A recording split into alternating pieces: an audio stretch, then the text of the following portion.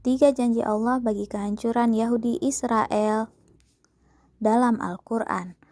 Bangsa Yahudi atau sering juga disebut dengan Bani Israel, julukan ini disematkan oleh Nabi Yakub alaihissalam. Bangsa ini juga dikenal memiliki sifat yang suka membangkang, bahkan dengan tidak segan membuat syariat di luar ajaran Nabi. Berikut 3 janji Allah kepada bangsa Yahudi, antara lain: 1.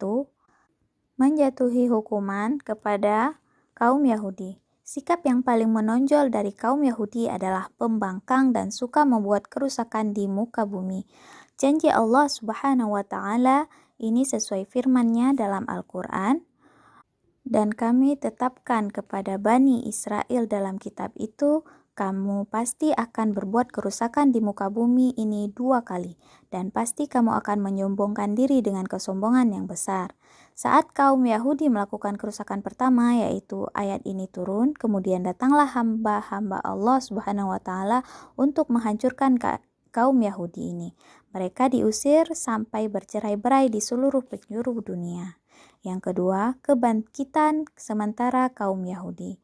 Selanjutnya, janji kedua Allah Subhanahu wa Ta'ala kepada kaum Yahudi adalah kebangkitan dan kejayaan mereka.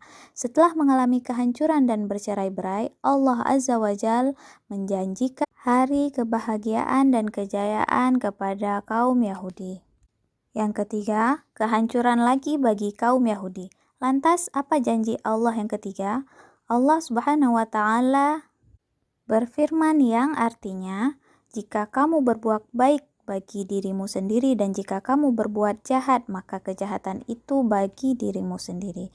Dan apabila datang saat hukuman bagi kejahatan yang kedua, kami datangkan orang-orang lain untuk menyuramkan muka-muka kamu dan mereka masuk ke dalam masjid sebagaimana musuh-musuhmu memasukkannya pada kali pertama, dan untuk membinasakan sehabis-habisnya apa saja yang mereka kuasai. Quran Surat Al-Isra ayat 7. Dari ayat ini, Allah menjelaskan bahwa orang-orang Yahudi ini akan merasakan kehancuran kembali kepada mereka. Seperti janji Allah Subhanahu wa Ta'ala. Insya Allah kesengsaraan rakyat Palestina atas kezaliman Zionis Israel yang juga dikenal Zionis itu segera berakhir. Wallahu a'lam bishawab.